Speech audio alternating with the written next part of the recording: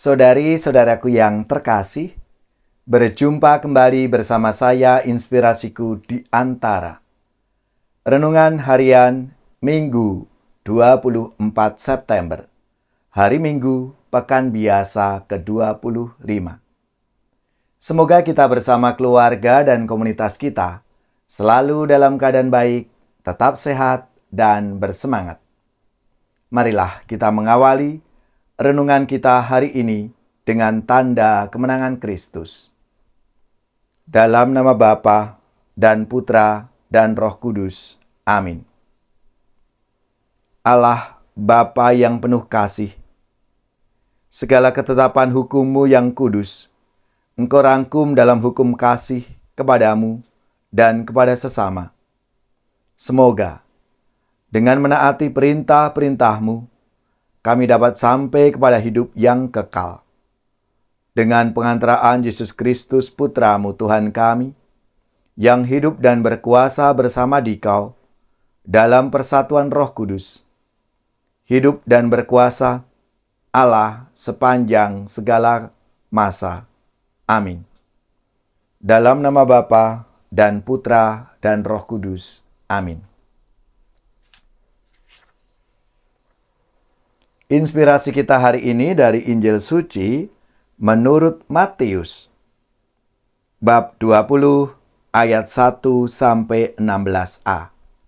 Marilah kita siapkan kitab suci kita masing-masing. Kita akan membaca bersama-sama lalu merenungkannya. Sekali peristiwa Yesus mengemukakan perumpamaan berikut kepada murid-muridnya. Hal kerajaan surga itu sama seperti seorang tuan rumah yang pagi-pagi benar keluar mencari pekerja untuk kebun anggurnya. Setelah sepakat dengan para pekerja mengenai upah sedinar sehari, ia menyuruh mereka ke kebun anggurnya. Kira-kira pukul 9 pagi ia keluar pula, dan dilihatnya ada orang-orang lain menganggur di pasar. Katanya kepada mereka, "Pergi jugalah kamu ke kebun anggurku, dan aku akan memberimu apa yang pantas." Dan mereka pun pergi. Kira-kira pukul 12 dan pukul 3 sore, ia keluar pula dan berbuat seperti tadi. Kira-kira pukul 5 sore ia keluar lagi dan mendapati orang-orang lain pula.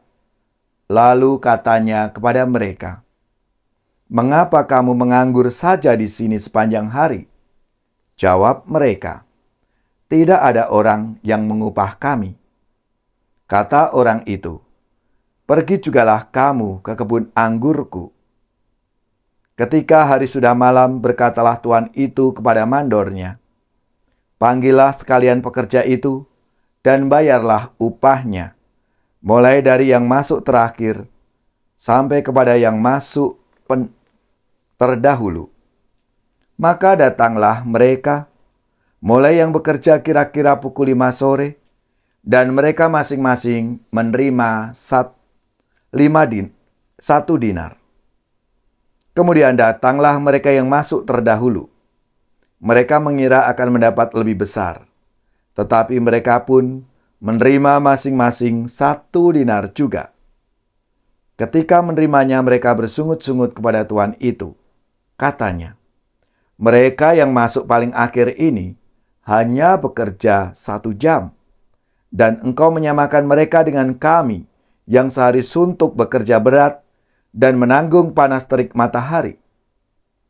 Tetapi tuan itu menjawab salah seorang dari mereka, "Saudara, aku tidak berlaku tidak adil terhadapmu. Bukankah kita telah sepakat sedinar sehari? Ambillah bagianmu dan pergilah. Aku mau memberikan kepada orang yang masuk terakhir ini sama seperti kepadamu. Tidakkah aku bebas mempergunakan milikku menurut kehendak hatiku? Atau iri hatikah engkau karena aku murah hati?" Demikianlah yang terakhir akan menjadi yang terdahulu, dan yang terdahulu akan menjadi yang terakhir. Demikianlah sabda Tuhan. Terpujilah Kristus.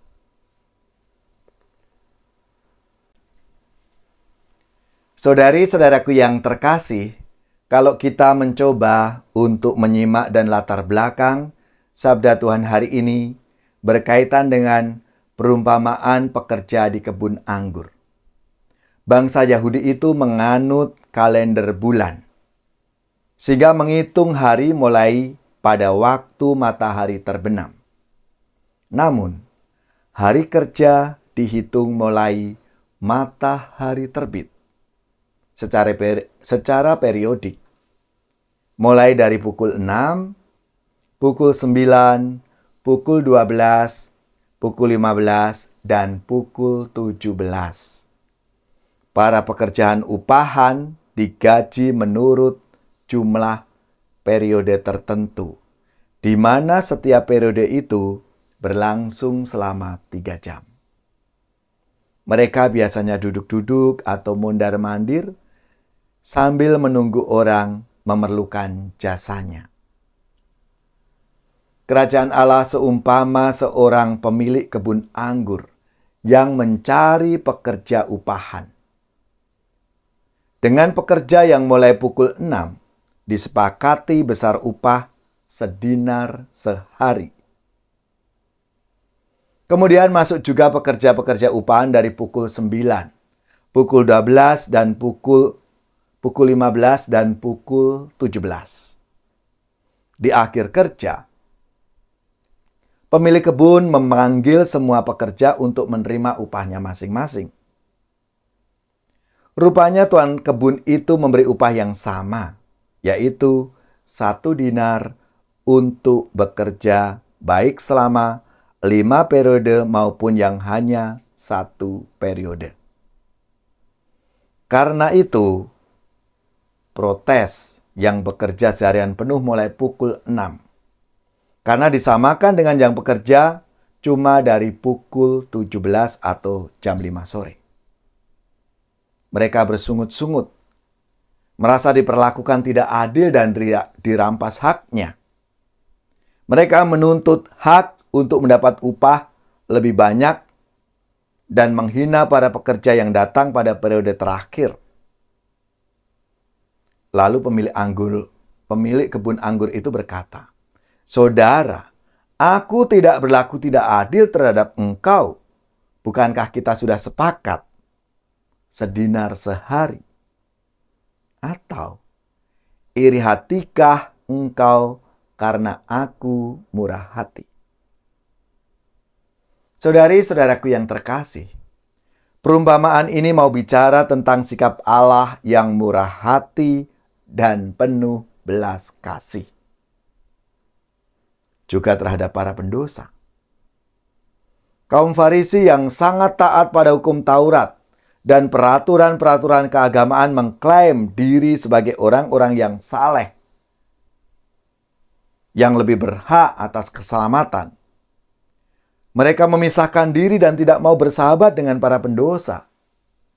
Karena itu, orang yang terakhir akan menjadi yang terdahulu, dan yang terdahulu akan menjadi yang terakhir.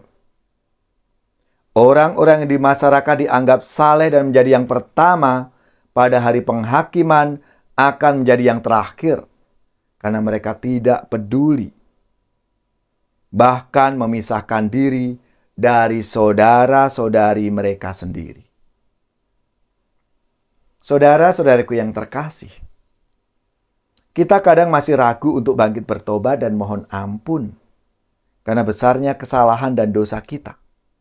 Padahal kita yakin bahwa belas kasih Allah tak terbatas.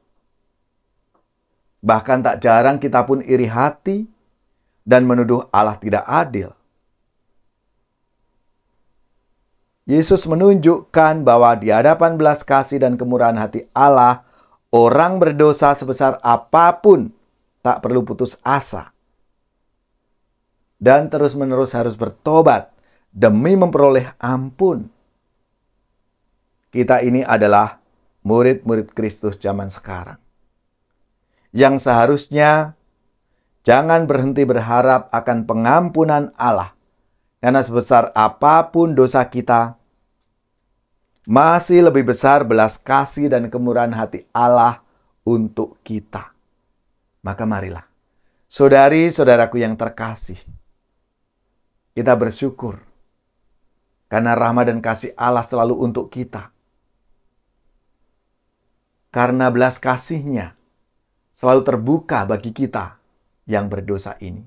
Mari kita datang kepadanya dan mohon rahmat kasih Tuhan dalam hidup kita.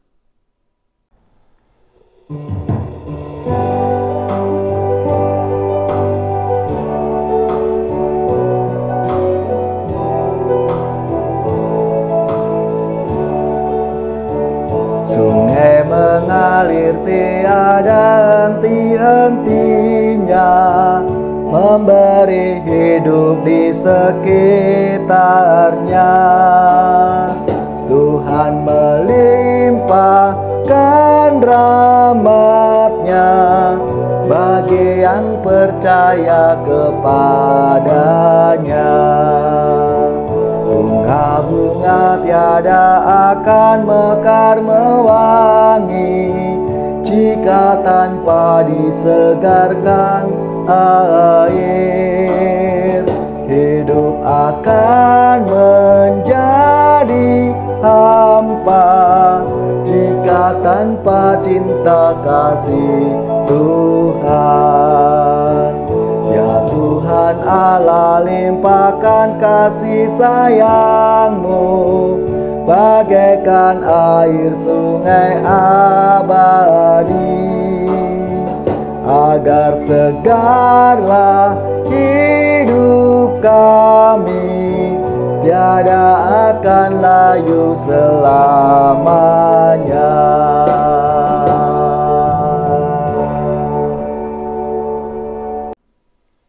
Saudari-saudaraku yang terkasih, marilah kita mengakhiri renungan kita hari ini dengan mohon berkat Tuhan, dan kita akan menerima tugas perutusan. Marilah kita siapkan hati kita untuk menerima berkat Tuhan. Semoga saudari-saudara sekalian, keluarga-keluarga dan komunitas kita, orang-orang yang kita doakan, mereka yang sakit, yang menderita, seluruh tugas, belajar, pekerjaan, usaha serta karya pelayanan kita dibimbing, dilindungi dan diberkati oleh Allah yang Maha Kuasa, Bapa dan Putra dan Roh Kudus. Amin.